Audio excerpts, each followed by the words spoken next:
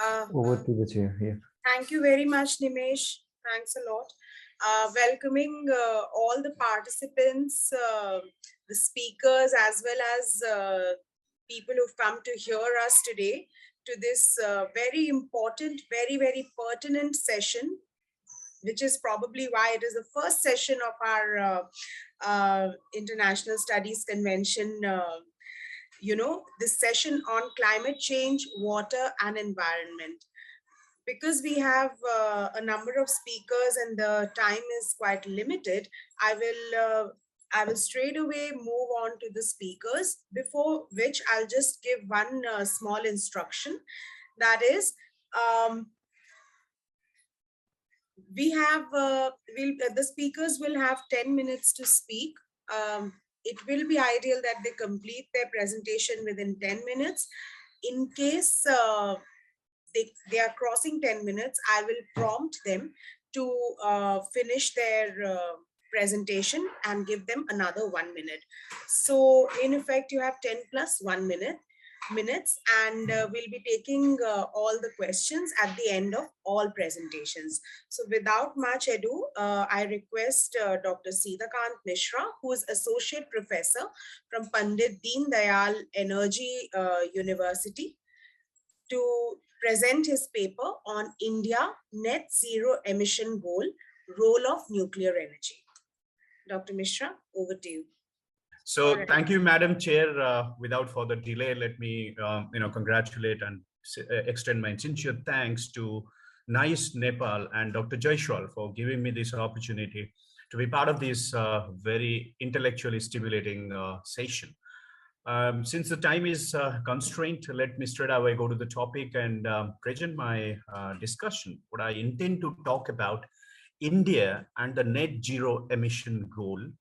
And within that debate, what is the role of nuclear energy? And before I get into the debate, actually, let me clarify to the listeners that the net zero emissions refers to a situation where a country is able to remove at least as much carbon dioxide from the atmosphere as it is emitting. So this is a kind of plus minus situation. Whatever you are emitting, you are taking back in some other way or the other. This can be done by increasing forest cover or through technologies such as carbon capture. Sometimes it is called carbon sink.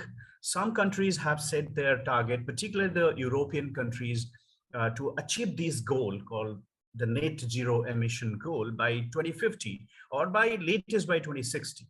So the climate change negotiation, which is now scheduled to be in November this year at Glasgow, is going to take up this issue as well. Now, within that perspective, if I look at India's position and the net zero emission goal, which is talked so much by now, it's given me a very interesting perspective for the fact that India really do not subscribe to the idea called net zero emission. Some of our political leaders have told this is a kind of meaningless argument, which is otherwise known as carbon neutral, or whatever the carbon that's emitted, it can be taken back. So you are going to a kind of zero position, which looks very, very nice. But India sees the net zero emission target as unjust. It's unjust demand, particularly from the developing nations like India, because they don't emit that much to the atmosphere. So India, but at the same time, when you look at India's position, India's emission level, India is the third biggest emitter of greenhouse gas after the United States and China. But its per capita emission, because of the huge population, per capita emission is very low. In fact, if you look at the volume, India emits 7.1% of the global emission. As per the per capita emission, it is just about 2.47 tons of carbon dioxide equivalent. So India's per capita emission is 7 times lower than the United States, or even 3.4 times lower compared to China. So in a way, per capita emission in India is much lower than anybody else. So India's obligation toward climate change negotiations, or the what is called the zero emission target, is not fitting into or really applying to India. But there is a subtle change in Indian diplomacy, before India was considered as a spoiler in those negotiations, but now on India has taken up voluntarily some responsibility for the fact that it is now becoming a major part of the world. So it is voluntarily taking up some responsibility. And if India has to really meet the target, India has to reduce only 0.4 tons of carbon dioxide per capita. So it's not a big target, in fact. But India is not committing to anything. It will definitely participate integrally with the discussions. If you look at India's previous obligations under Paris Agreement, in fact, India's that is called nationally determined contributions. It requires to achieve three main goals, including increasing cumulative electricity generation, installed capacity from non-fossil sources of energy to 40% by 2030. And at this moment, India is very comfortably already achieved 39% by 2021. So just 1% for the next 10 years is very easy for India. In that sense, India is already committed to the Paris Agreement targets. So India is way beyond the nationally determined places. And second part that India has to do is emission intensity has to be reduced up to 30 to 35% of GDP. So by 2030, India has to achieve that. And the third target that India has set for itself is to create additional carbon sink of 2.5 to 3 billion tons through additional forest cover and other measures. Within this, if you include a commitment to install 175 gigawatt of renewable energy by 2020, comprising 100 gigawatt of solar, 60 gigawatt of wind, and 10 gigawatt of bioenergy, and rest of the other thing. So India is in a very comfortable position when it comes to the solar energy by now.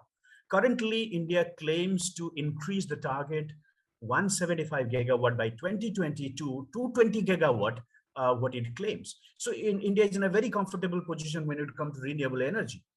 So the International Atomic Energy Agency, International Energy Agency, in fact, is saying that it is possible for India to achieve the zero emission level somewhere by mid 60s. So in a way, India is comfortable. But when it comes to the energy basket of India, the major component of India's energy basket right now is coal, gas, wind power, and hydroelectricity. And if you put nuclear into that, nuclear is just the fifth largest source of generating electricity in India. Right now, it is little above 3.3% of the total energy produced in India. So nuclear has a role, but very minuscule right at this point. It produced around 7,480 megawatt by 7 nuclear plants, around 22 operational nuclear reactor. And there are 10,000 megawatt of energy production units are under construction. And there is a huge plan for 33,000 megawatt in the future. But when it looks at the attention and investment, it gives a very contradictory picture. Solar is taking a major attention in the country, but whereas nuclear, which has the potential to become a viable source of energy in the country, there is not much debate about it. And that's the lopsided bargain in India. The role of nuclear power in ensuring long-term energy security and in meeting countries' ambitious reduction carbon emission can be really taken care of if the nation concentrated on nuclear. Yes, there are a lot of other issues are there, but when you compare the renewables, the hydro, thermal, gas, and with nuclear, it gives a very interesting picture. In fact, the use of nuclear power has reduced actually carbon dioxide emission by 60 gigatons in the world by now. Almost during the last 50 years, it has helped to reduce carbon dioxide emission in the world. So why not that be a component of India's energy basket and future plan? When one compares the amount of electricity produced by a reactor vis-a-vis a fossil fuel and their land footprint, it gives a very alarming picture, in fact. For example, 1 gigawatt of electricity produced by a typical nuclear reactor can be matched by almost 2 coal or 3 renewable plants. So you can imagine. Also, a typical 1,000 megawatt nuclear facility needs a little more than 1 square mile to operate, whereas wind farms require 360 times more land area to produce the same amount of electricity. And solar photovoltaic plants require 75 times more space. So you can imagine in terms of land footprint, it's how huge it is. According to NPCIL, that is, this is Indian point of view, Nuclear Power Corporation of India Limited, the land footprint of nuclear power is at least 20 times smaller than that of the solar energy. The life cycle greenhouse gas emission, if you include in the solar, power generation, it gives also a very, very interesting figure which people don't know. So from solar, 50 grams per kilowatt hour compared to 14 grams kilowatt hour produced by nuclear power. So if the life cycle greenhouse gas emission, if you compare with solar and nuclear stands bad. Nuclear energy is much better. But nuclear projects never receive the quantum of generous subsidy in India. There are a lot of public opposition because of the misinformation and information overdrive at certain time. So the public, perception needs to be managed in India. I will stop here. There are much more to talk about, but I would love to, take up some questions in this. Thank you.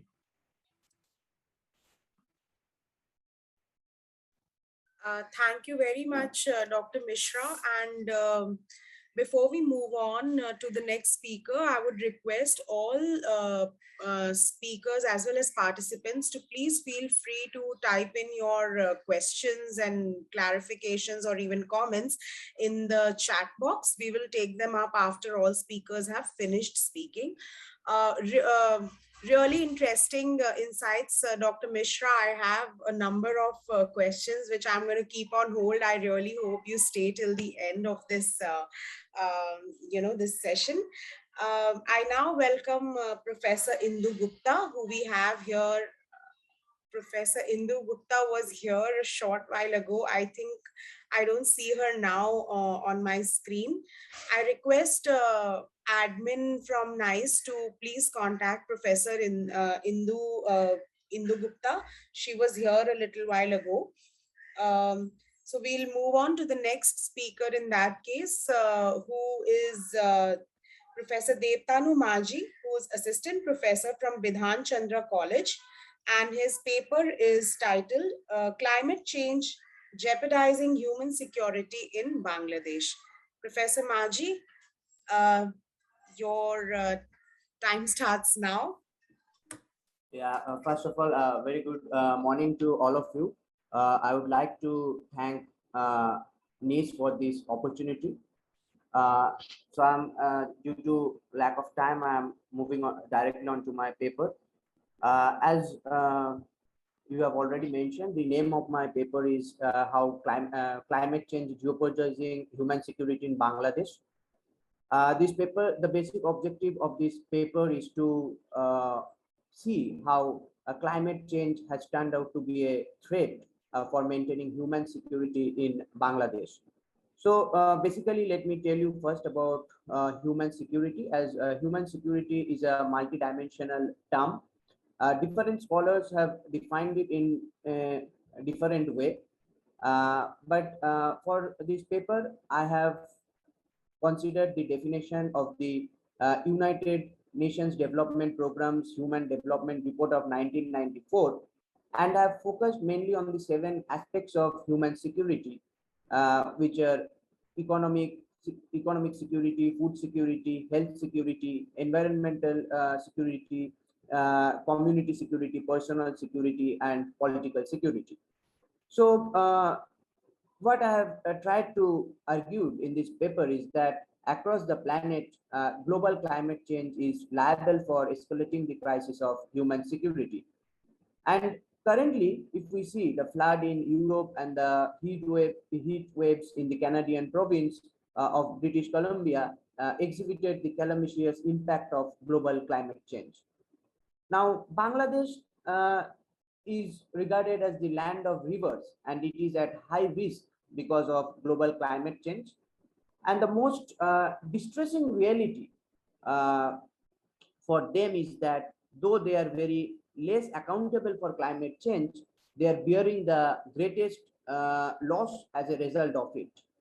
And outrageous climate occasions like cyclones, dry seasons, and floods they have affected the human security in Bangladesh to a great extent. And in 2020, just after the Amphan cyclone hit the country, a flood erupted in Bangladesh, and due to it, 1/3 of the country was underwater. Now, consequently,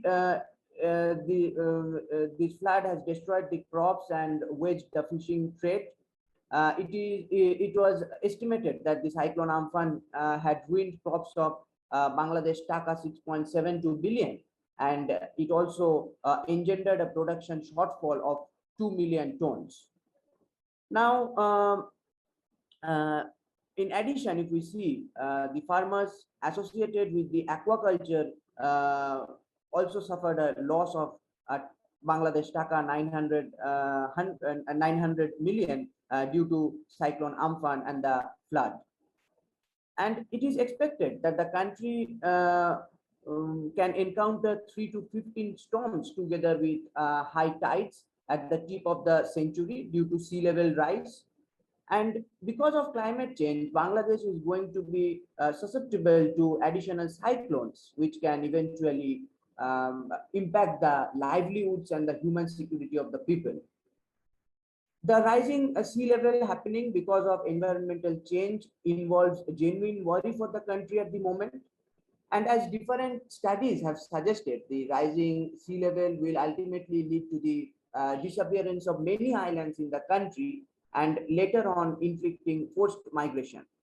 Now, experts believe 18 million of its citizens will be internally displaced, as 17% of Bangladesh can sink by 2050 as a consequence of sea level rise.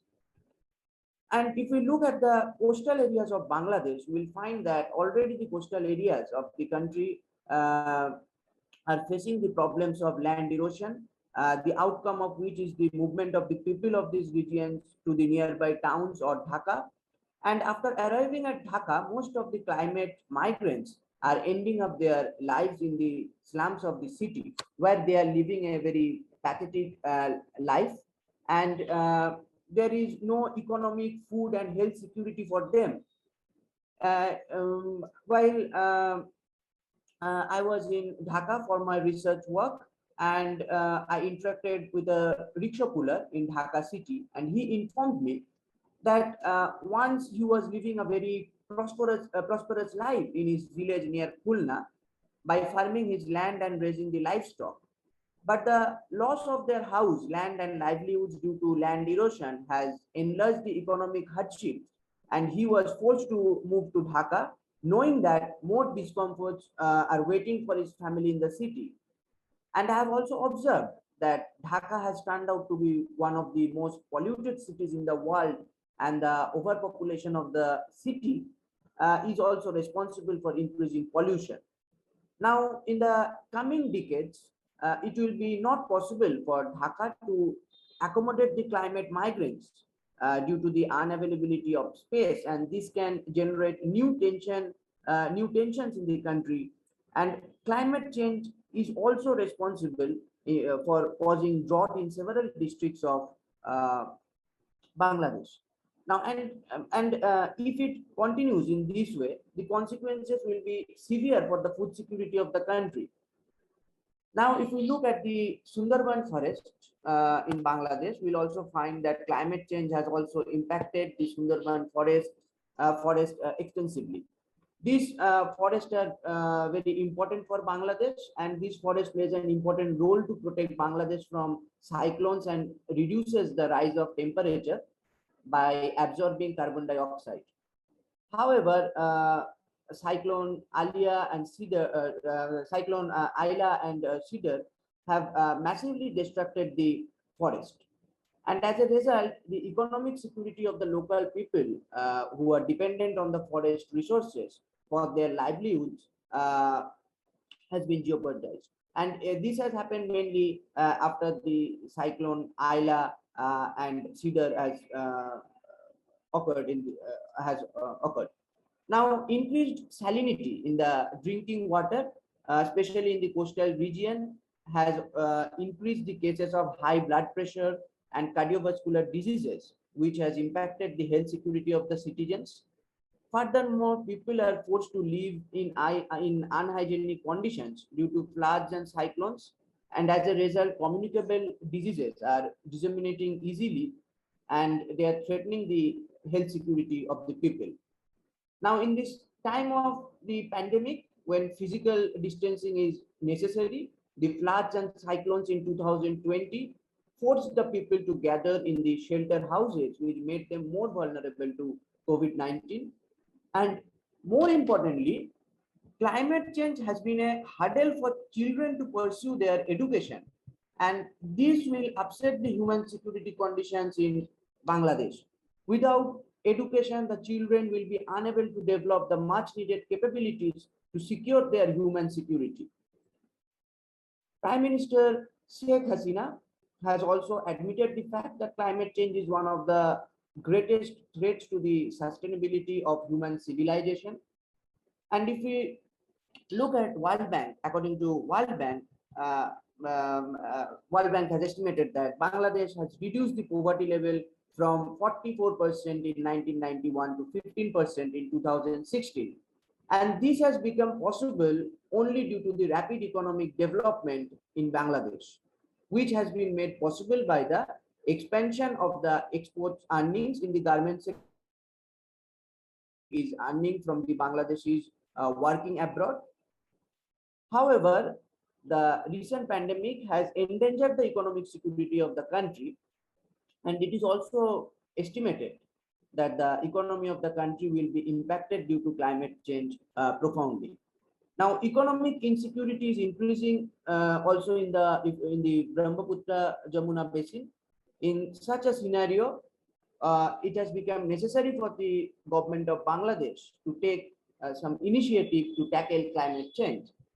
And the government has also started several initiatives like Bangladesh Climate Change Strategy and Action Plan 2009 to deal with this issue of climate change. And the country is also considered as a role model for innovatively fighting climate change. But the reality is that the lack of proper implementation of the rules and regulations related to the environment is hurting the environmental governance of the country, and it is also responsible for threatening human security. So in order to conclude, I must say that the experts have rightly pointed out that the government of Bangladesh has to implement the policies associated with environmental governance more effectively and expeditiously. And there is also there is a requirement. There is also a requirement to involve the local people in policy development. For a long time, Bangladesh followed a top-down approach while deciding the environmental policies, but currently they need to emphasize on decentralization. The country the country needs the support of civil society groups, intergovernmental organizations, non-governmental organizations, and specialists to strengthen environmental governance. And without ensuring environmental security, I think it will be very tough for Bangladesh to maintain the human security. And if we see at the moment, the biggest challenge for Bangladesh in the arena of human security is to maintain the environmental security and to tackle climate change in an effective way. Thank you.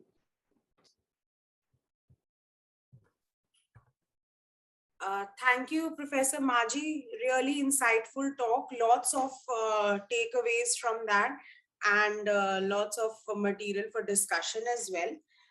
But before that, we'll move on to I think so far she is the last speaker on this panel now, Shreya Sinha, who's a doctoral candidate, Jawaharlal Nehru University, and her paper is titled Enhancing EU-India Cooperation, Climate Change and Renewable Energy.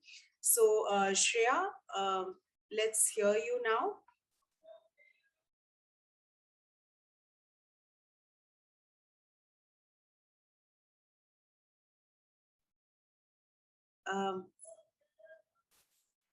Shreya Sinha, I can see her on the panel here, but I don't see her and she's on mute. I request Nimesh to please contact Shreya and let her know that we are inviting her to speak now. It's her time. So I'm sorry. So before we make contact with Shreya and she returns, I think we will have a discussion with Dr. Sitakant Mishra on his paper. I request if anyone has a question for him, please please type it down. So we do have one question here from Neeraj Manhas, who's a doctoral scholar from international relations and in international relations and research. He's also a research intern at KIPS. So his first question is, Dr. Mishra, are you there? Dr. Sitakant? Yes, yes, yeah, okay, yes, I'm here. Yes. So the first question that has come for you is, in a recent report by a parliament panel, it was said that India needs rupees 2.61 trillion to install the balance capacity to achieve its target of 175 gigawatts of renewable power by 2022. But it is facing financial challenges.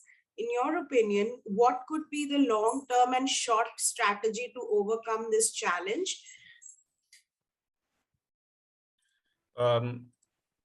Thank you, Neeraj, for this question. In fact, let me tell, because of the paucity of time, I couldn't really come to the financing aspect. There's a huge debate on this. Yes, the target is set, and we have the capacity to really scale it up. Being a huge country with huge, landmass, yes, we can do it. But the one hand, your topography doesn't really permit you to scale it up to a level where you can meet everything from that. Yes, one part of the country is dry. For example, Gujarat, which is #1 in solar energy production, conducive climate and everything for that purpose, but rest of the country is not. So yes, it's a huge risk to really even take the scale up in that direction. Even today, there is another concept has come up, which I'm studying these days.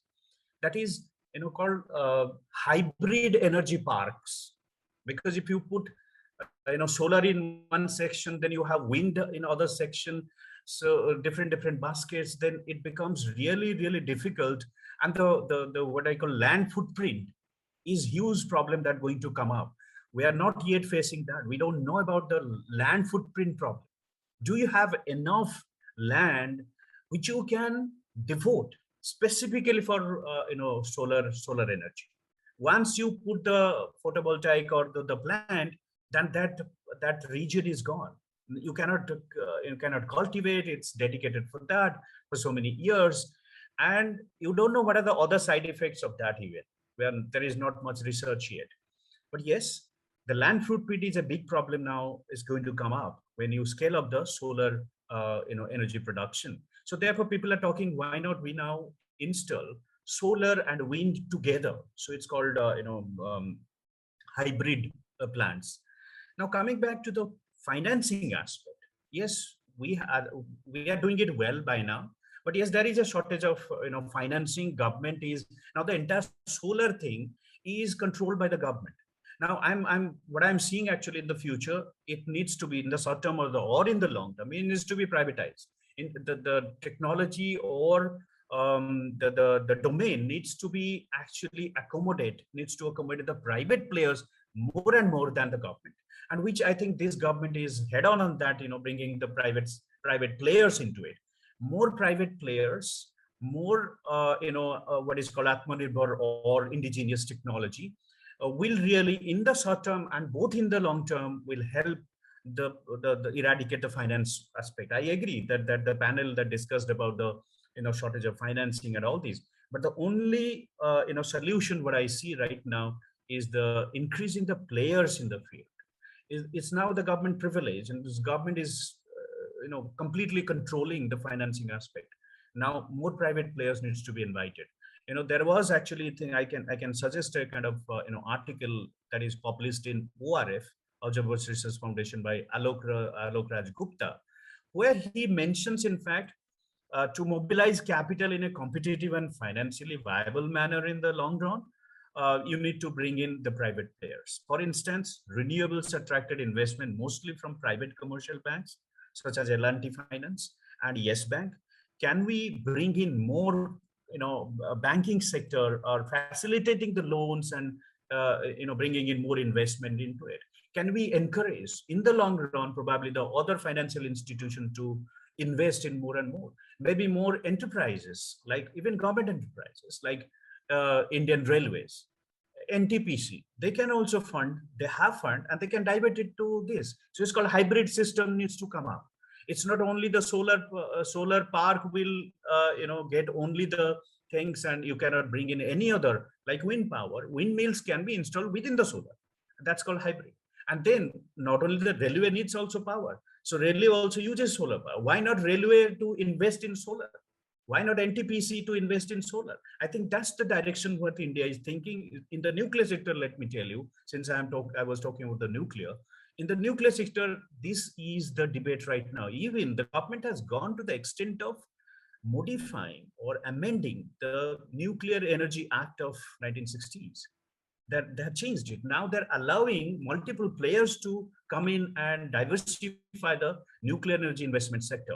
So of course it is, the suppliers are only now the private, they're not operators. Operating capacity or authority is still with the government. But yes, the enterprises, the government enterprises like NTPC, Railway, and all these are now invited to join the nuclear energy production sector. Probably same model needs to be adopted when it comes to the renewables. That's my long answer for your short question. The second one is, can India attract international climate finance for its clean energy dreams? Yes, of course. It has long been debated also at the climate level. And initially, if you recall the climate debate in India, we were very skeptic about it. We thought that it's a international conspiracy to put pressure on India's economic growth and all this. So we were very, very spoiler at each of these climate change negotiations before. But now when we realize, even our private industries realize that there is an amount of money available in that, we can also it's called carbon borrowing or something. There's a particular term for that. If the developed country is not able to do or reduce their carbon emission, they can fund other countries to do the same amount for them. So it's kind of outsourcing your carbon goal to another country. And Indian companies were very happy for this. So they put pressure on Indian government to accept this, and India became a part of these international consortium, and the Indian players, Indian companies agreed to take the finance and install technologies and do forest covers and all these with their own initiative. The finance came from international level. So we are already into that and needs to be scaled up as well. Thank you. Thank you so much for your detailed answers, Dr. Mishra. If there's any other question, I would request the participants, the audience, to either raise your hand or type it in the chat box. But until somebody does that, I think I will ask you a question from my side. You raised this point about nuclear power having negative public perception, right? I'm also one of those people who holds a negative perception about nuclear power, because speaking from this side of the table, our opinions are formed by the kind of ill effects of radiation that we have seen across the world, and like the ghost town that Chernobyl had to become because the radiations are still there. The toxicity never goes for like maybe hundreds of years, it remains. And also, like, I come from Jharkhand, and there's a lot of mining that happens there of uranium and other radioactive minerals. And the ill impact of that can be seen, even though, it's not really generating nuclear power so much, but just the mining part of it is causing a lot of deformities and illnesses and cancers that these tribal people who are involved in it, and even if not involved, but live in the vicinity of these mines they are facing. So in that, from when one sees all these ill impacts, then from your perspective, what is the argument in favor, how can you convince someone that no, still despite all this there is benefit in nuclear power? Thank you, madam, for raising this particular issue. I mean, this is very dear to me. Actually, this topic is my specialization, and I've written a couple of papers on this, and one more book is coming up on this, particularly social acceptance of nuclear energy in India. I got a funding from one agency also, so I'm working on it. And a little more time I'll take to explain, because it's a big issue, and this is really a pertinent issue. I mean, I'm glad that you raised it. Social acceptance is the biggest hurdle for nuclear energy to spread. And I'm not blaming the public, I'm not blaming the society, because nuclear is such a technology which people think it's a rocket science. They don't understand what it is, because it's nothing tangible. Radiation that you mentioned about the toxicity radiation, we cannot see radiation, we cannot smell it, even if you don't know where it is. That's the thing. And then the nuclear technology itself seems to be a big one, so people immediately think that no, it's not my cup of tea, I cannot understand. And also, rather, I blame, with all respect to the scientific community, who have not been able to really come out with explanation which the common man can understand. And here comes the role of the social scientists like me, who have studied in great detail the nuclear science and speak in common language. So it's a multiple factor that works why nuclear energy has been demonized in the world. And of course, there is other issues like sporadic accidents have taken place, not only Chernobyl. Fukushima happened in 2011. Then before that, you have 3 Mile Island in US. There are sporadic, accidents have happened, because of which the nuclear, image has been really, really bad in the world. It's been very much emphasized. Other aspect is that the good things that we fetch out of the nuclear energy is not really disseminated. People don't know how many cancer patients in the world have been cured by using the same radiation technology. People don't know how we preserve our foods, the agricultural products for longer time because of the radiation technology. People don't know how much nuclear medicine are in use in the world because of, when you talk nuclear, people think nuclear weapons. So the image, and here is the media role. Media, and this is a very common thing in India. When there is a nuclear energy title or a topic in the media, they will show the mushroom cloud of the nuclear weapons.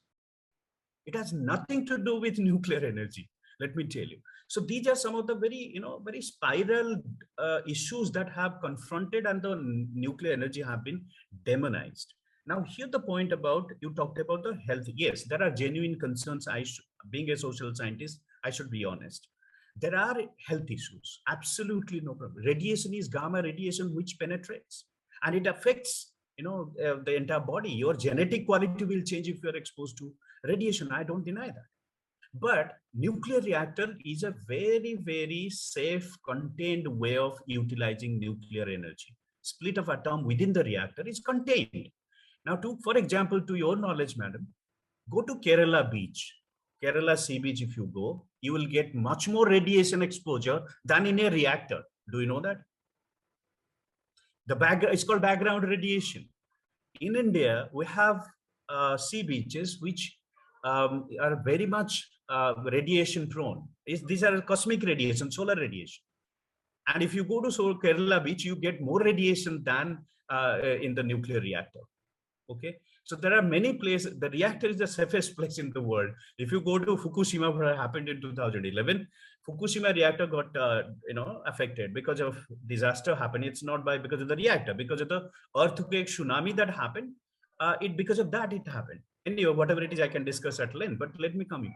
Beside the Fukushima reactor, there is one more reactor. I'm forgetting the name. People rushed inside the reactor to stay safe in Japan. Nobody talks about it.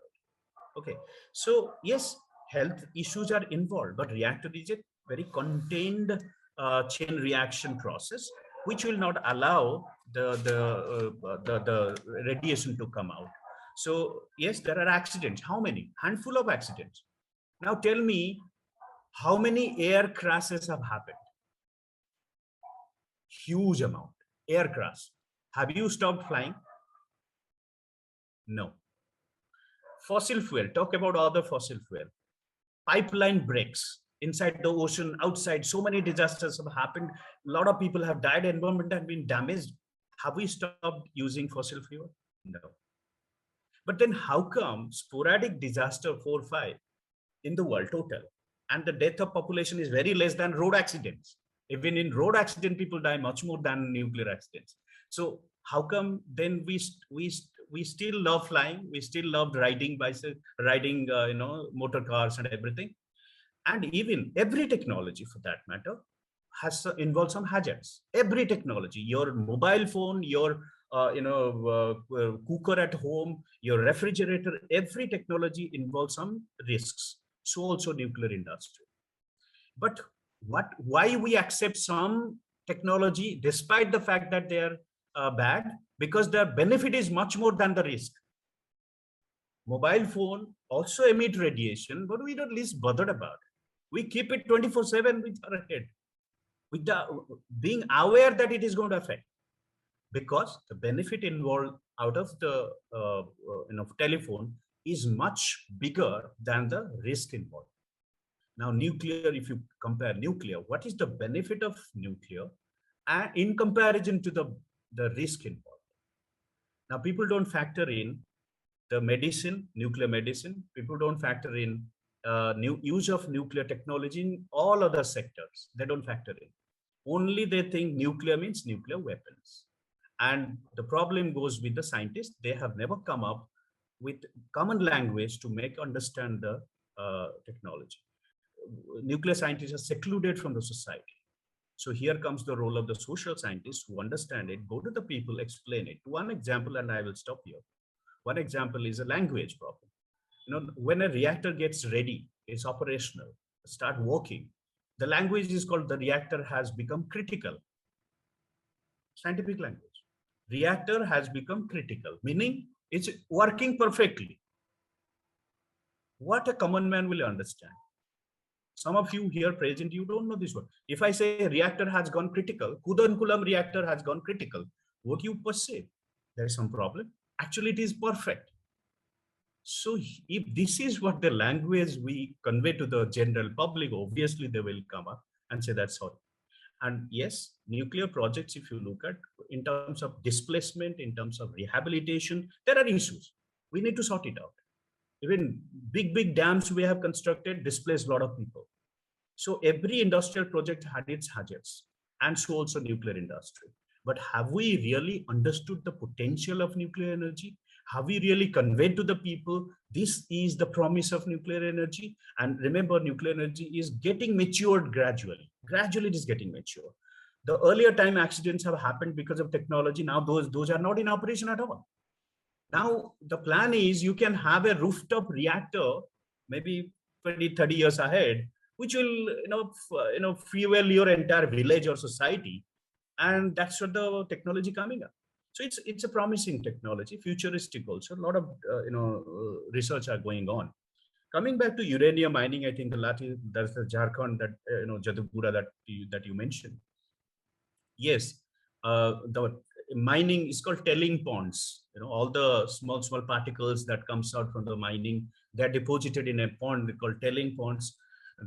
Some of the issues have come up, were leaking of the telling ponds, the radiation that affects the generation and all these. A lot of research have been conducted. And there are organizations who are actually thriving on this issue. There are NGOs who are working on this issue, and they want to really highlight this issue that uranium mining is affecting the health issues, the health of that people. Actually, it is not. A lot of research have been conducted by a lot of medical industries in India. They have gone there, finding out the cancer rate in those regions. Or the deformities that you mentioned, some of the children are becoming deformed. They take birth deformity. These are scientifically not really tested. I mean, whatever the reports that I have, these are concerns. Yes, but scientifically it was not established. If I give you the figure of how many cancer patients have been survived and recovered, its use phenomenal every day.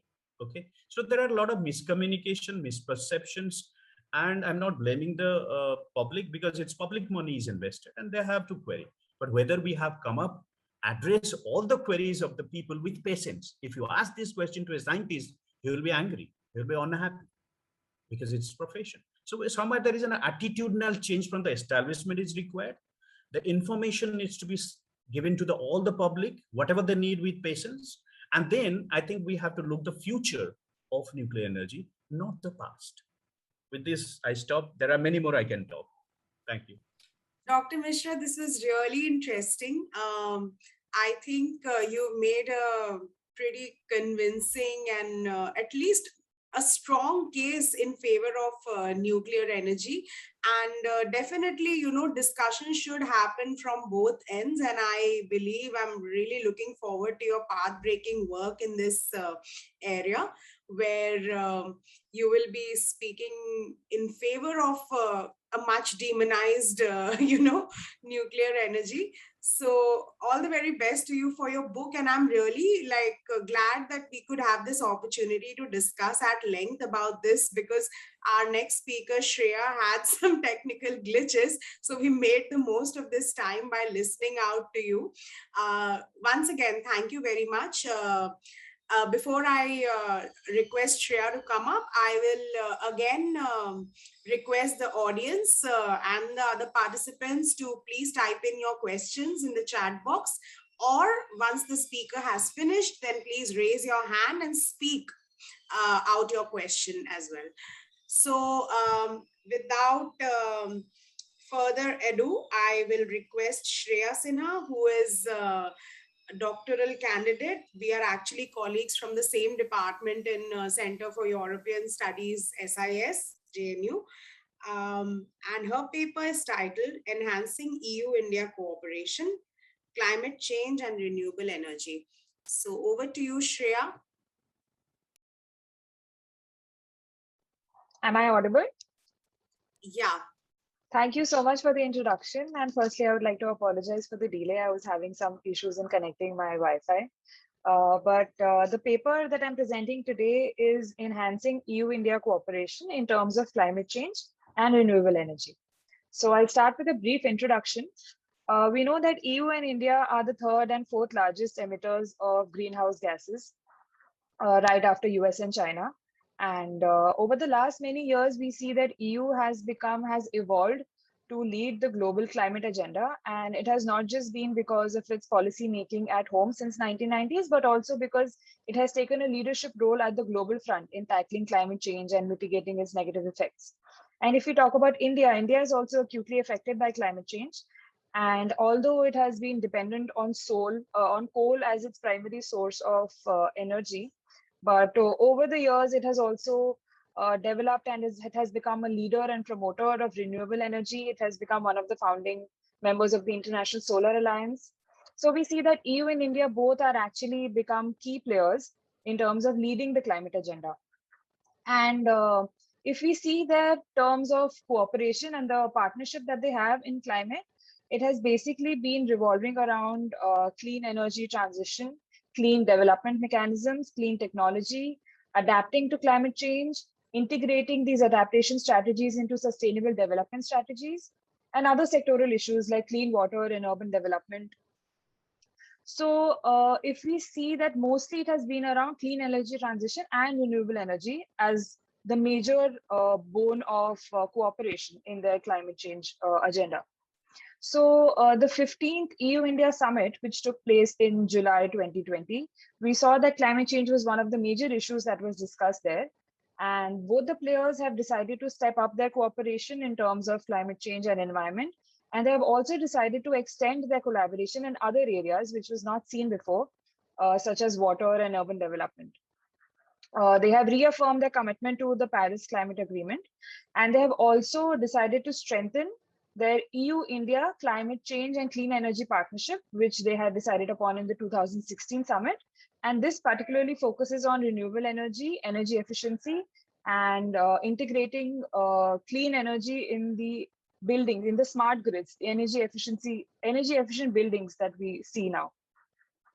So we see that the reason why EU and India are participating and cooperating on climate change is firstly because they have very similar concerns, and secondly, they also have a certain level of consensus in their agendas.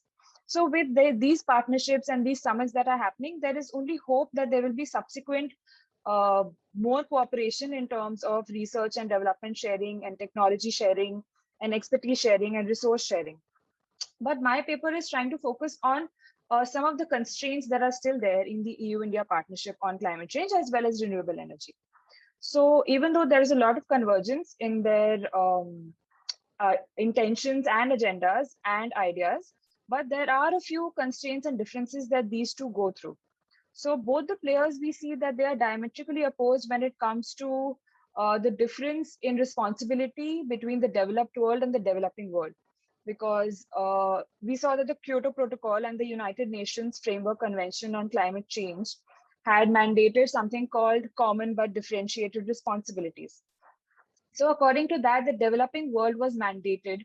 It was categorically told to cut down their emissions by such and such gaps, whereas the developing countries were asked to voluntarily comply and they were given numerous concessions. So this common but differentiated responsibility, which acts all the players across the globe to act in a manner on the basis of equality, but also on the basis of their respective capabilities. So this becomes a focal point in their divergence because it recognizes that there is a clear difference in the kind of responsibility that the developed and developing world are taking in terms of heating the climate. And especially when it comes to greenhouse gas emissions, because that is the primary reason for global warming. So when it comes to these legally binding treaties, we saw that a player like EU was asked to categorically cut down their emissions, but developing countries like EU and India, they were not. It was voluntary for them, like they were not allowed to, they were not mandated to do so. And these developing countries have always pushed for inclusion and equity and asked the developed countries to focus on more emission reductions. So that is the first case of divergence that they have. Secondly, there are a number of institutional and policy issues also, because only consensus and agenda is not enough. As we know, experts have suggested that there has not been enough development assistance from the EU to India. Even though they have financed a number of projects, but India says that there should be 0.7% of the gross national product GNP of the developed countries should be given as development assistance to the developing countries. But EU has been unable to do that till now. And since there has been no adequate financing and no enough transfer of technology and technological know-how, so there is a gap there also between EU and India.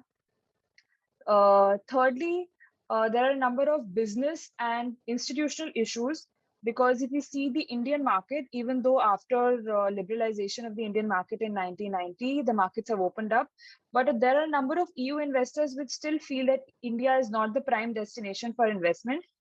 And even though there is ease of doing business in India, but it has not been represented very well to the outside world, to the developed world.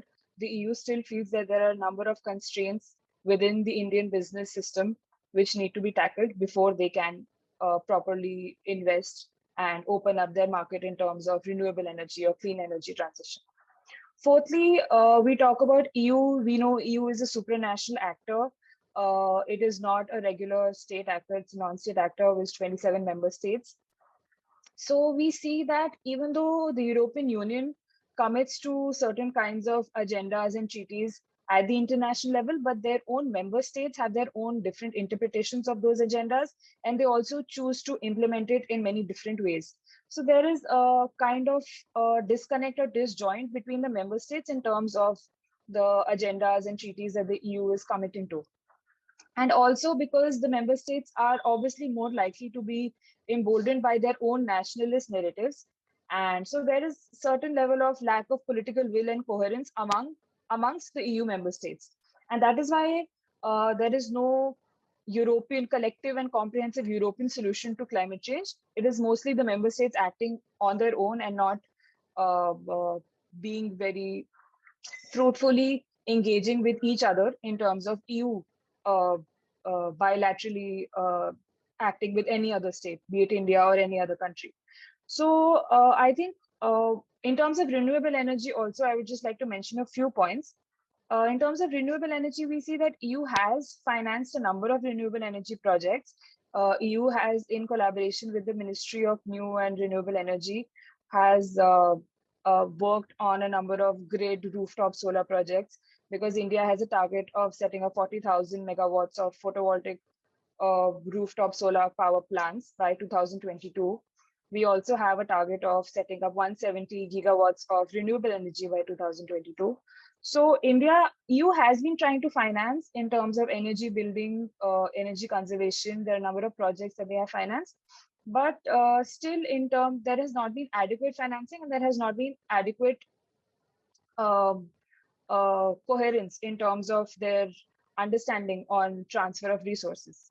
So there are a few policy recommendations that can be adopted by EU and India to enhance this cooperation on climate change and renewable energy. Because firstly, if we talk just about renewable energy, there are a number of risks involved, like foreign exchange risk and regulatory risks and other kind of technological and perceived risks. And in India, this center itself is not the only one taking responsibility or taking decisions on this renewable energy and clean energy. It is also the state. And because of that, EU faces a number of cultural differences and lack of intellectual property right enforcement and number of administrative constraints when they are trying to invest in India. And these are the kind of things which India needs to work upon. India needs to make itself a more prime destination for foreign investors from the EU, working on their ease of doing business by allowing European investors to invest more freely in the Indian market.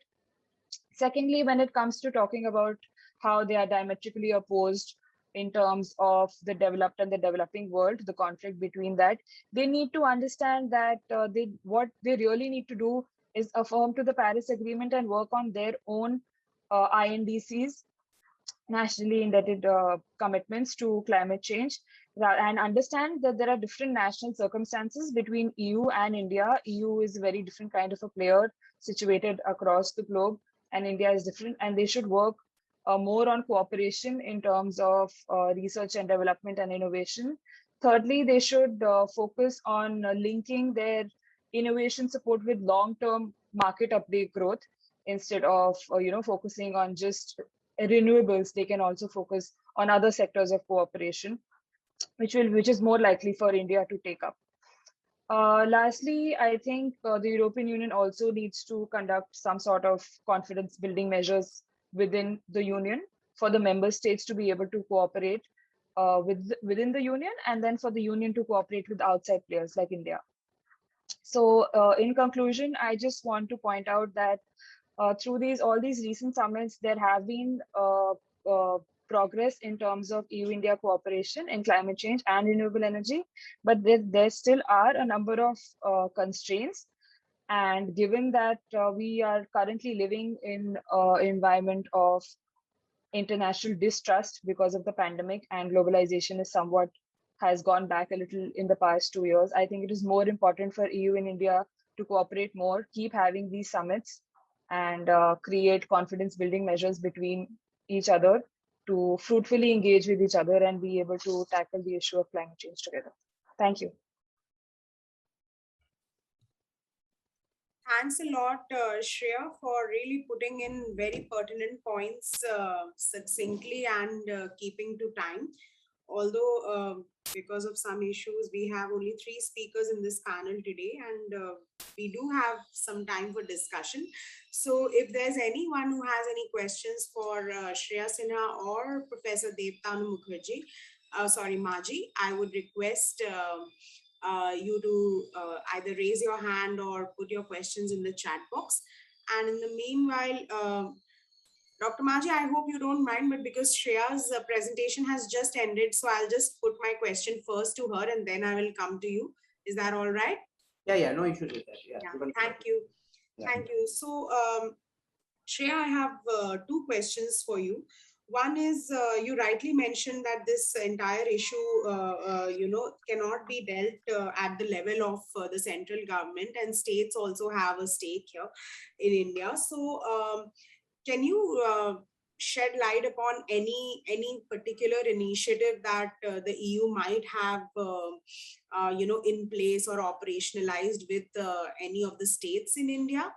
And my second question is, you mentioned that apart from this, there are other sectors of cooperation as well. So I think I have some rough idea about it, but yeah, I would like to know more about what are these other sectors of cooperation, because when it comes to just one dimensional idea of investing in renewable energies, of course, we are limiting the vast capacity of cooperation. So what are the other areas of cooperation? If you spell it out, it will be quite, helpful for us to know. Sure. So thank you so much for the two questions. The first question you asked was, has EU taken up with the state? There are a number of initiatives. I think Clean Ganga was one of them, because states had an active involvement in that, Clean India and Clean Ganga. It has not just been with the states, but where the center and the states are acting together. So, but the point that I was trying to make between the center and the states was that there is a disconnect, because both have a say in that. So when the European Union tries to invest here or cooperate with India at the central level or at the state level, there is a disconnect between the number of stakeholders and the number of decision makers. So that often happens. But there are a number of projects like Clean Ganga and Clean India where the states are equally responsible. Not just that, when it comes to talking about the renewable sector also, like the offshore solar parks and the offshore wind and solar parks and the smart grids. So in that also there is active involvement of the state in carrying out and implementing these kind of projects. So that is the first point. And the second question was about where, apart from renewable energy, can European Union invest or work upon. So I think firstly would be, which they're already working on actually in connection with the ECBC, which is the Energy Conservation Board Council of India, in terms of making smart buildings and green financing. They have invested in something called ACEE2, which is a project of European Union in India. And yeah, I mean, we know the concept of green buildings. So in not just renewable, but they're trying to make sustainable buildings in India, which I think countries like Germany are far ahead of us. And they have completely, I mean, there has been a lot of progress in Germany in terms of smart grids and green energy buildings. So I think those are a few projects which they are and they should focus more on. Secondly, not just that, in terms of sharing the technical know-how in not just renewables, but other sectors, what India can do, providing the expertise and providing the awareness in terms of that. I think that those are also some sectors where they can work upon. Thank you very much, Shreya. And if there are any more questions, we'll come back to you. But now we'll move to Professor Majee. Really big thanks for your presentation, because, the issue of climate change affecting entire countries. I mean, Bangladesh is like the postcard case for that sad reality. And the amount of human, the amount of human insecurity that it creates, it's not just in Bangladesh. A similar situation is there in many countries in the Oceania as well, these smaller countries like Vanuatu, Kiribati, so many of them stand the threat of being wiped off the face of the earth completely in the coming few decades, or maybe in another century. And in this situation, like, I would like to ask, what does one feel about the global migration regime? Because climate change is such an, it's an inevitable thing. It's not as if today somebody can really stop it. Maybe they can they can restrict its impact to some extent by restricting emissions and all, but it is something that is gradually happening, and people are affected right now. As you rightly said, that Dhaka is already full of climate refugees, and not just climate, Dhaka also has a lot of political refugees as well from Myanmar at the moment. And so what do you say about as someone who studies about a country that's deeply going to be is deeply and is going to be even more deeply impacted by climate change, how do you see the congruence between the global migration regime and climate change? First question, then we'll move on to some more. Yeah, so rightly, you have pointed out that see, climate change has turned out to be a global problem, and it requires a global solution also. The international community needs to work on that. Now, if we look at the countries which are close to the oceans, especially at the moment, due to the rise of the sea level, the existence of those countries are really threatened to a great extent. And if you look at South Asia, Maldives is there, that the country can disappear into the sea within coming years.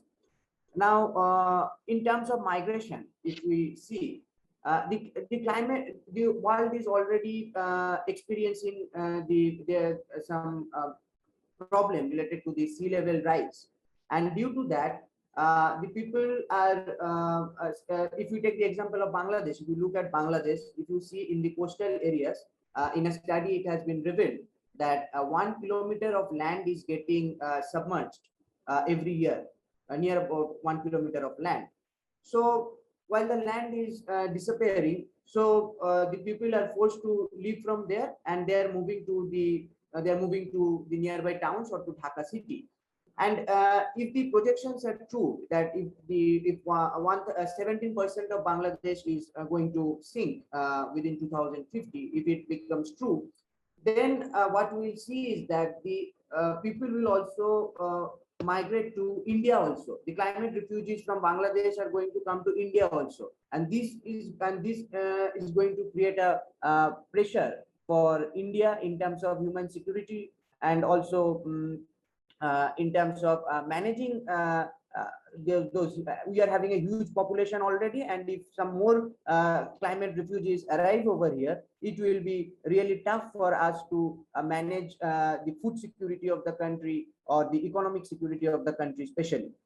Now, if we look at the global scenario also, we will find that the people are, for example, if we look at the Aral Sea in Uzbekistan, there also the sea has dried up, and it has turned into we can see that the sea has totally dried over there.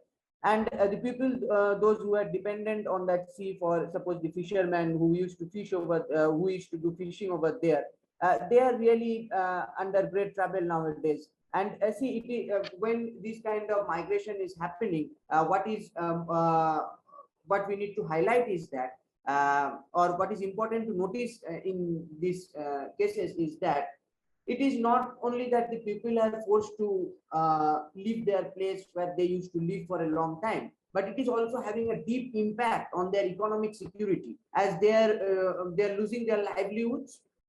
Then when they are going to a new place, they are finding it difficult to get a job over there. Now, the rickshaw puller with whom I had mentioned during my talk, that man was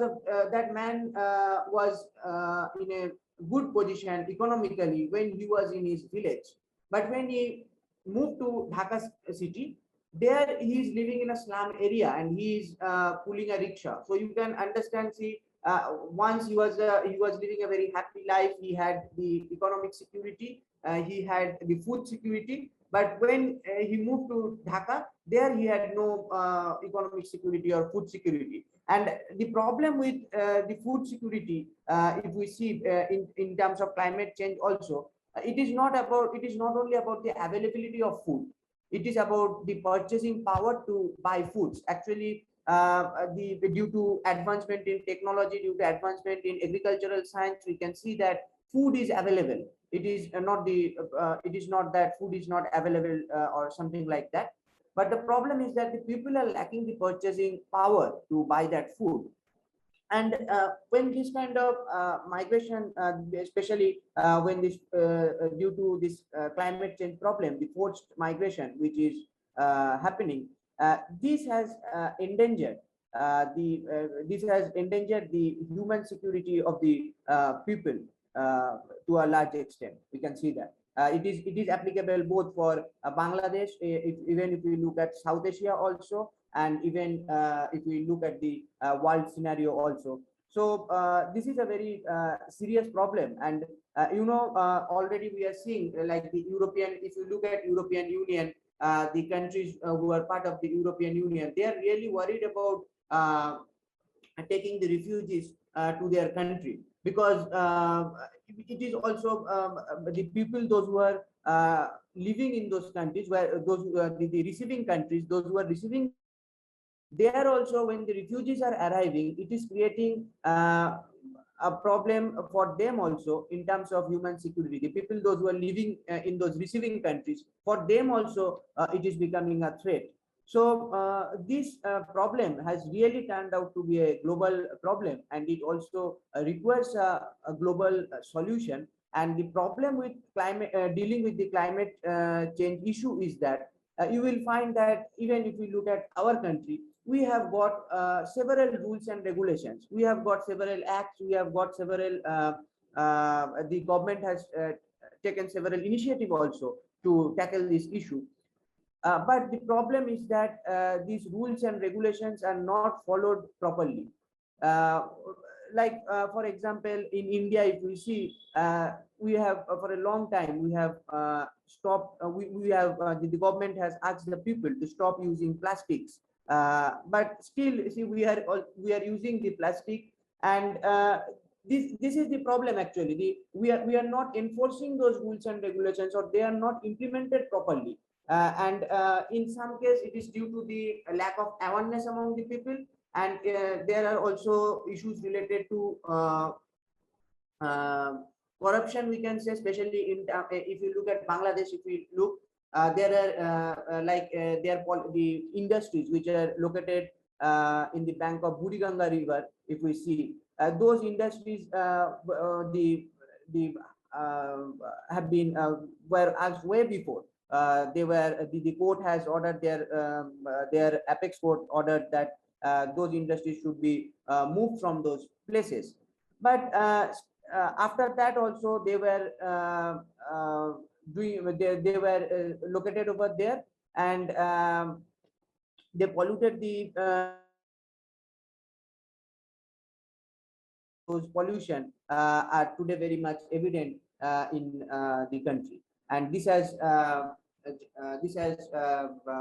escalated the crisis of environmental security also. Yeah, so I personally think that scholars of climate change should always have this. They cannot be studying climate change now without the migration issue, because it is definitely happening right now. But I think the world leaders are, as usual, waiting for the bomb to finally blast, and then only they'll start thinking of some solution to the matter. But yeah, it is I won't even call it a time bomb ticking. I would say it is already going on. This is very high time that the world community should react. Otherwise, Exactly. if that bomb blasts, so then we'll have no solution also. Yeah, and particularly with India's position in South Asia, India is quite vulnerable to this whole situation, and of course, all around us issues are happening. There's got to be some migration policy in place, which is not there till now. And more importantly, we also need to involve the communities. If you don't involve the community, it is not actually possible only for the government to resolve the issue. It is not a problem at the government level only. We also need to involve the local community, to resolve this issue. True, true. So that is where my next question / comment to you is that what are the what roles can, these micro initiatives play? As you had mentioned very rightly, that it cannot always be top down. Things have to come out organically from the ground. So can you give us some success stories, some which can maybe inspire some better practices that can be replicated by other communities in similar situations, and how indigenous knowledge systems can help mitigate the problem, if in any case, if it can happen? See, I can give you an example from Bangladesh. Okay, so the already the areas near the Sundarbans, where they are frequently victims of these cyclones, and they are victim and the flood also. So what they have done is that for agriculture purpose, now they are practicing a kind of floating agriculture. Okay, so they have made up like this. They have made a rectangular box thing. Okay, with the help of bamboos, and in that they have put mud on that. Okay, and that will float actually in the water. So in that they are now raising their crops. So in that case, what is happening is that if you look at the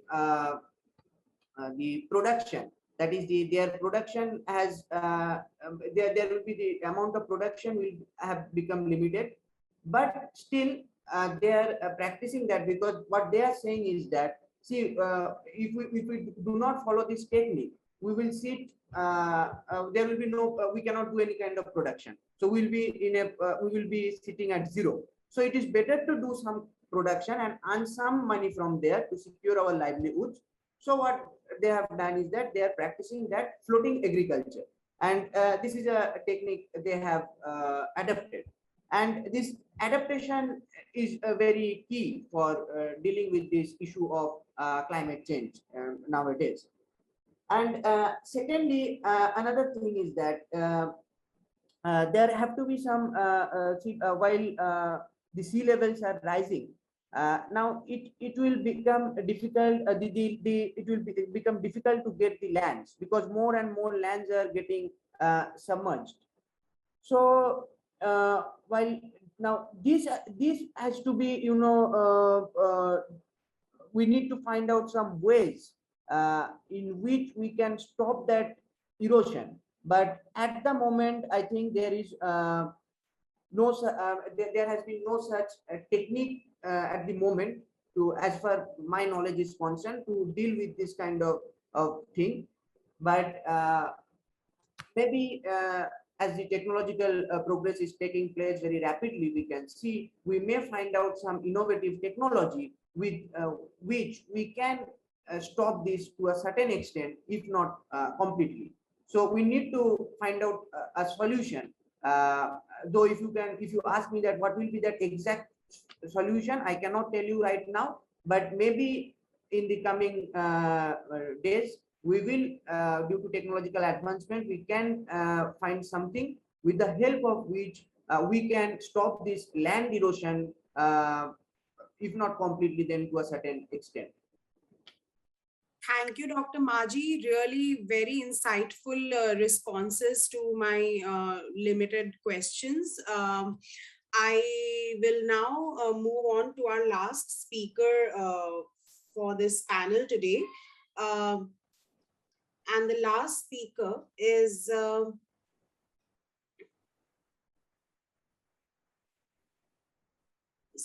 Dr. Suprita Suman, who is an ad hoc faculty in Jawaharlal Nehru University, and her paper is titled India's New Role in Water Security and Regime Building, a Middle Power Perspective.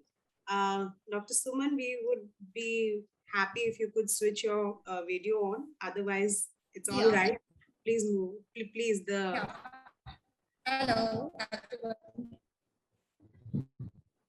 Hi. I'm sorry, it's a dumb. There's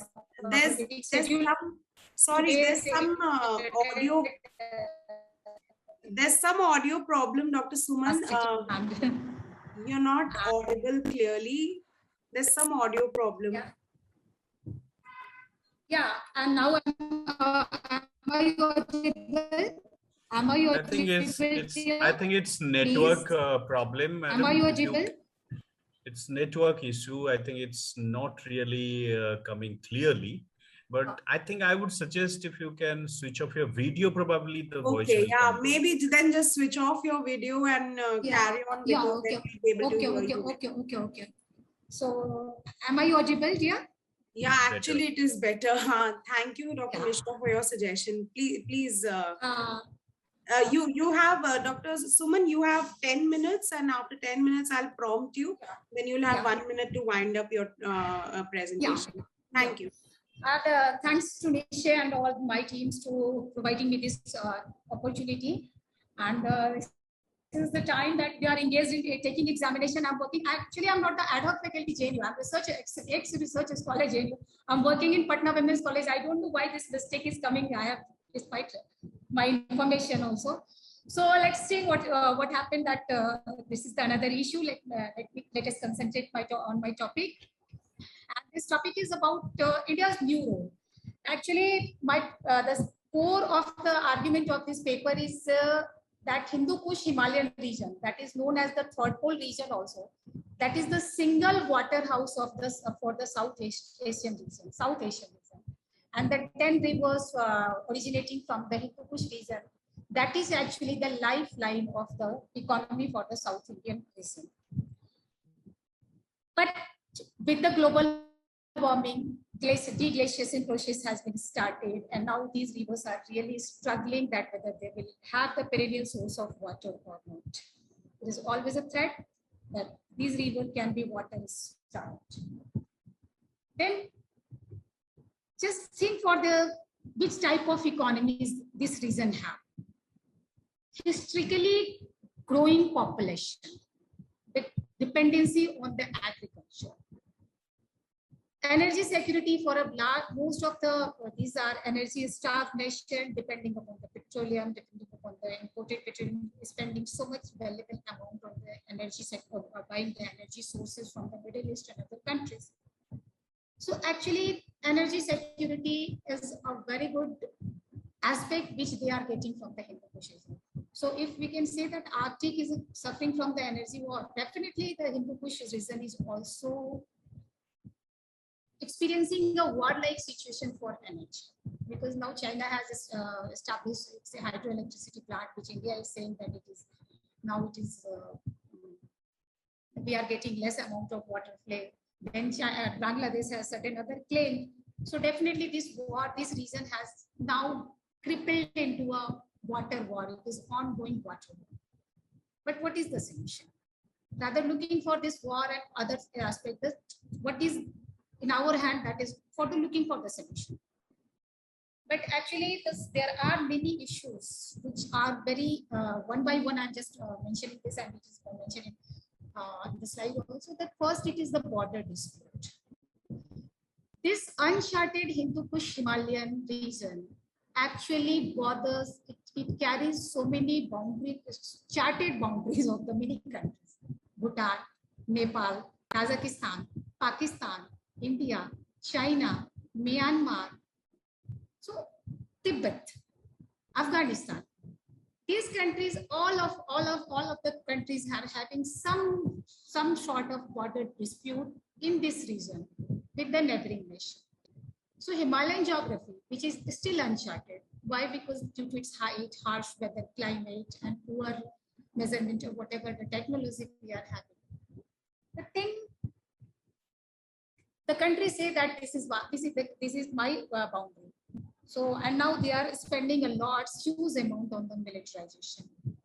So this emerging water security threat, this is completely water security, water stress region, and with the global warming and with deglaciation, this problem and increasing population, these three has interacted in a way that the Hindu Kush region is now suffering from water insecurity, the threat of water security or water insecurity.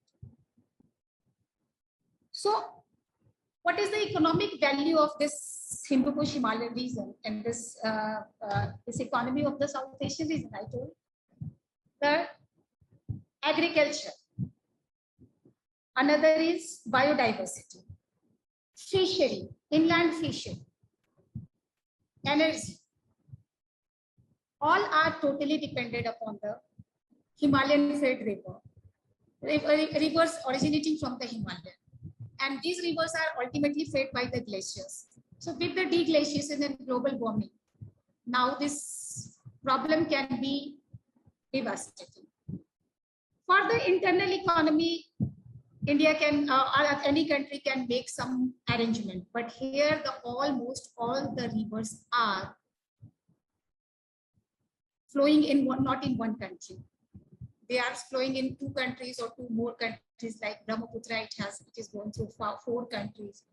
So the transboundary river water sharing, it will be devastating because all the economies are big. They need water. They have no other option. In such situation, where the militarization has already been severe, and this region is known for the political instability, where India, Pakistan, they are evergreen, perennial, and traditional neighbors. They have so-called term traditional neighbors. India, China, the big 2 giants, nuclear armed nation.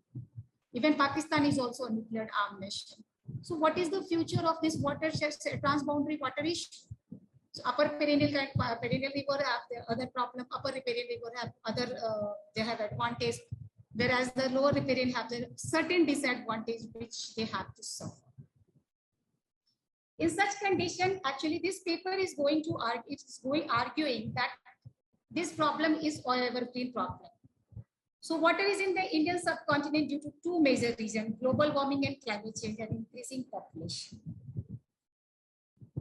Water war in Indian condition subcontinent is inevitable. We cannot stop, and it will bring immigration, huge immigration, because the water-starved population will move toward a better place where they can have water, where they can have livelihood. Losing the water, that means losing the livelihood, losing the agriculture diversity, especially this is paddy producing area of India and Bangladesh that will be badly affected if the situation goes worse. So in such situation, what this paper argued that India has to show up. India has to look on its own perspective. That India itself has water war with India has involved its water disputes with some more neighbors like Pakistan, Bangladesh, and specifically China.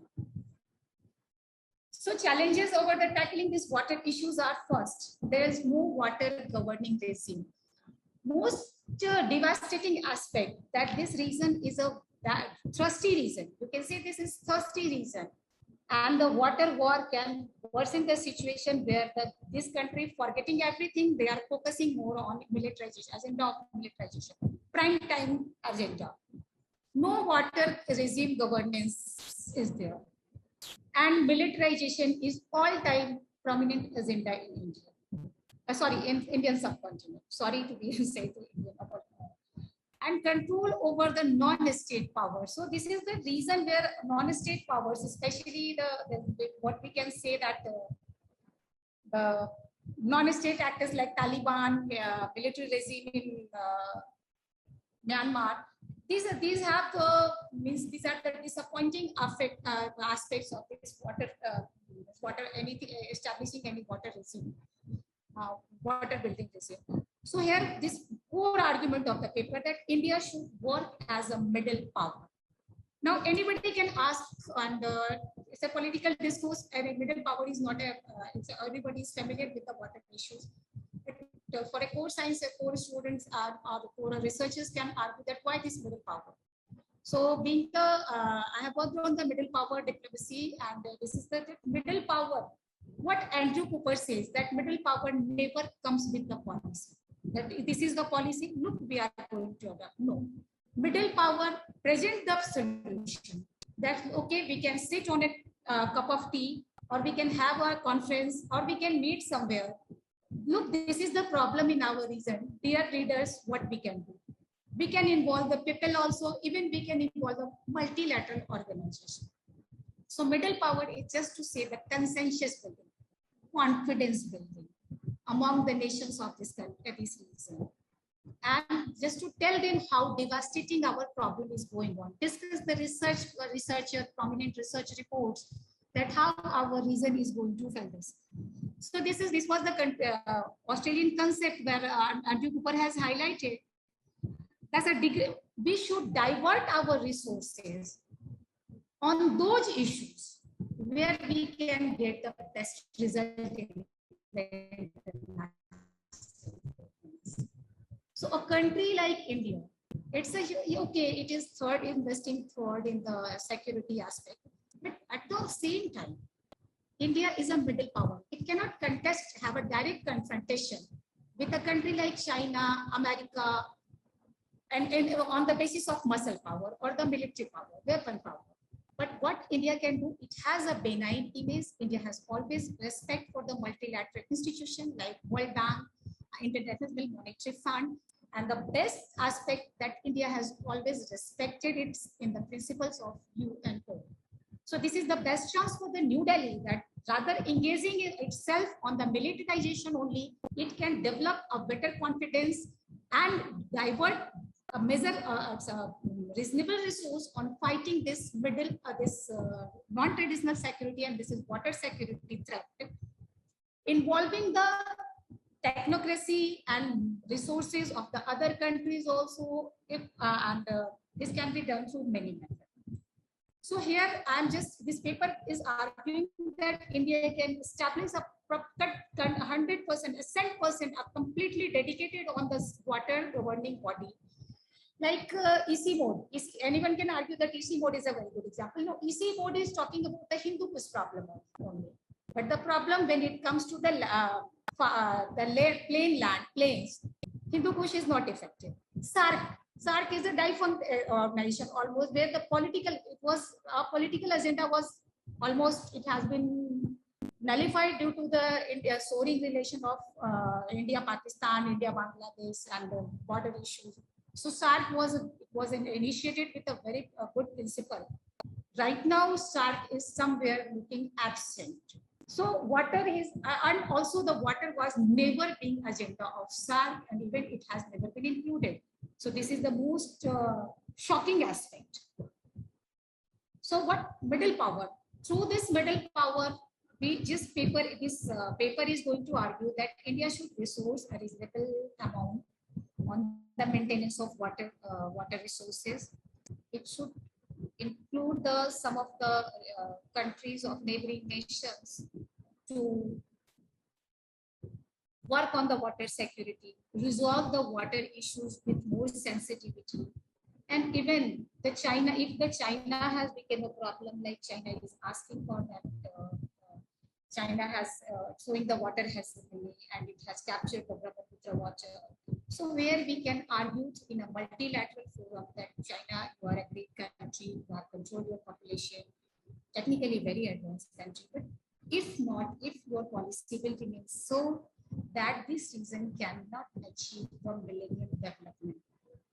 So with the involving in they have been involving this Pengon Lake case or side chain matter, where these three countries, India, Pakistan, and China, they are just polluting the main sources of the river. Like Brahmaputra is getting water from this Mansarovar. Sichuan Glacier is the world's most pristine region. This has been just polluted due to the Indian Army and Pakistani Army activities. Despite avalanche, this is something a graveyard of the India-Pakistan Army. Both of those countries, they are something like two blood men conflicting over a pond. Something that they are putting so much resources, the two poor countries, they have put every resources on the militarization in the Sichuan, giving the insensitive respect that Siachen Glacier is the only source of providing water in Indus River, which is the lifeline for both Pakistan and India. So Here, this is the argument that India has, okay, the water issues, there are an international relation, there is no solution of the water issue. But still non-traditional security issues are equally more important. And if there will be water insecurity, this reason has to be, means we are just waiting for a bomb to be placed. If there is maybe so the population, where this population will move, where this population is will move. If the Arab is already drying region, China is already drying region, Central Asia is always on water suffering from water starvation. So for maintaining this water security reason, there are some necessary policy, maybe include some restrictive policies also, and restriction on population increase, there may be some, but at least there must be a multilateral organization to governing the water issue, which include everything from the quality of water, from the quantity of the water, and also to check the dispute over the water resources. So this will be a completely new agenda for India, and India has been regarded in the tradition as a middle age, at the age of 70s, when India was active member of NAM. India has been regarded as a middle power and leader of third world country also. So India has a good voice. It is positioned to be the initiator of any such kind of dialogue. And it is challenging because bringing China, an expansionist country, a powerful expansionist country, Afghanistan, a country governed by the non-state actors, Uzbekistan, and these areas, Tibet, which is colonized, Burma. So bringing on this on table, this is not an easy task. Yet India has to start, because the small countries like Bhutan, Bangladesh, Nepal, they have a little say in the international relations. So this paper has a way forward. It has presented that India should avoid, I think, forget the bitterness of the boundaries issue and initiate a very confidence building. And with the time has, like now time has come that India's voice will be supported. For support Millennium Development Agenda 2030 is the basic argument that India can argue that if China will not stop stopping the water of this Brahmaputra to reach India and Bangladesh in a proper way, that is this population will be deprived of this and attaining this goal. Another thing, it can argue that water security is now the global problem. It is not only the Indian problem. Water war, there is a history of water war in Asia. Asia is the driest continent of the world. So all these data and research, these are supporting where India can utilize this research for increasing and consensus building and establishing a multilateral organization. Though the task is challenging, and it is itself, India is suffering from its population. Yet, I think it's the right time to start. This is the not right time; it is the high time to start. And this is the core argument. And sorry, I have just made my presentation in very much hurry because my college is taking examination, and still I'm in the examination invigilation. So sorry, ma'am, and sorry, my viewers also. So if there is any question, I'm ready to resolve it. But please, I think you can understand my issues. No, thank you. Thank you so much for being able to join us today in this panel, in this really important panel, and shedding light on this issue and discussing, stressing upon the importance of this issue. If there are any questions from the audience, please feel free to type it down in the chat box or raise your hand. But unless that happens, I don't have any questions for you, Dr. Suman. I completely agree with each and everything you said, but I just have a comment, which is that, you know, this old notion of India being supposedly taking lead, formulating multilateral organizations and all. I don't see India doing it now under the current regime so much. And also I personally feel that the rising nationalism in around the world in general and also in South Asia has kind of made countries very narrow-minded and has really reduced the scope of cooperation, even for really important issues like climate change, which concerns each and every country equally. And this particular water issue is just so vital to survival of human beings.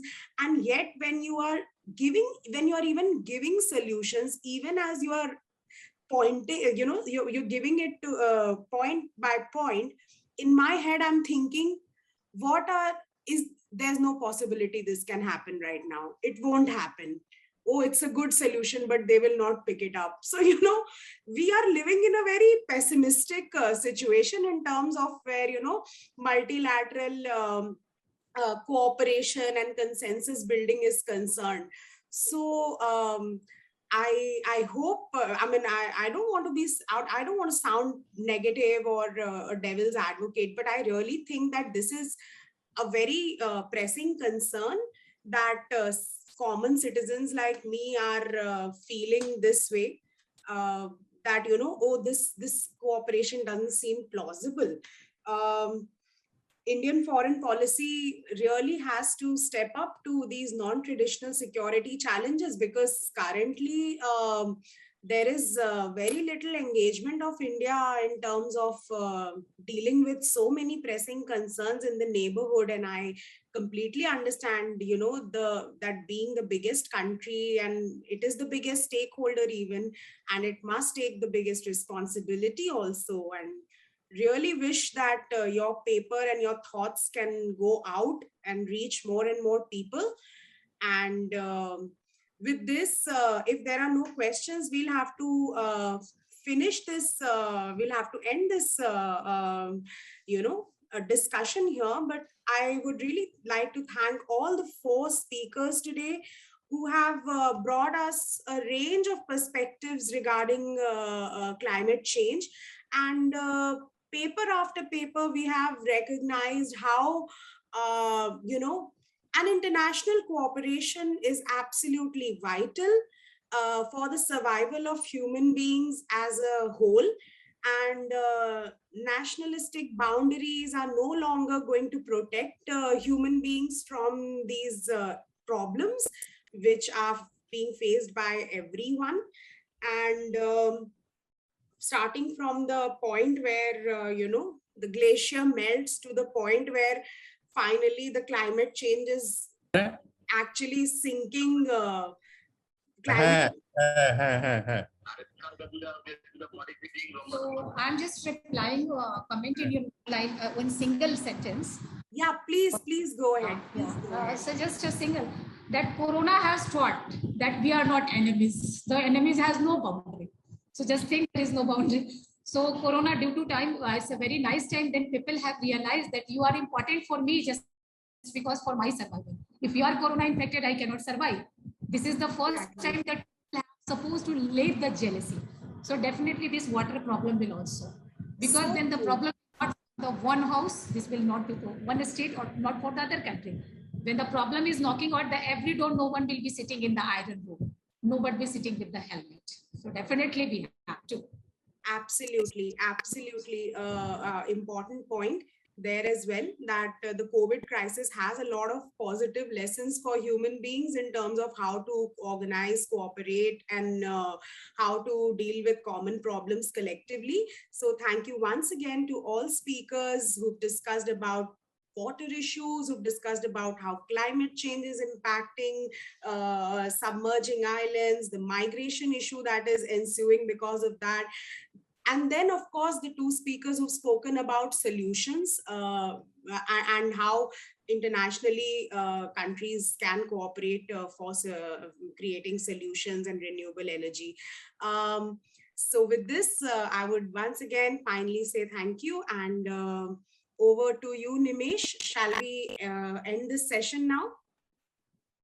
Distinguished Chair, speakers, ladies and gentlemen, as we have come to the end of this session, we would like to express a sincere gratitude and thanks to the Chair for agreeing to chair and moderate the session today. Our sincere thanks also goes to all the speakers for being a part of the event and delivering such comprehensive and convincing presentations. We would like to acknowledge our gratitude to our friends from the diplomatic community, experts, academia, media, and different organizations. Finally, we must also mention our deep sense of appreciation for the audience who participated in the webinar and those who are watching us live. Thank you for your valuable time and attention and for making this session productive with your questions. Once again, we are truly honored to have you all with us today. Please do join us in the next session. Thank you so much.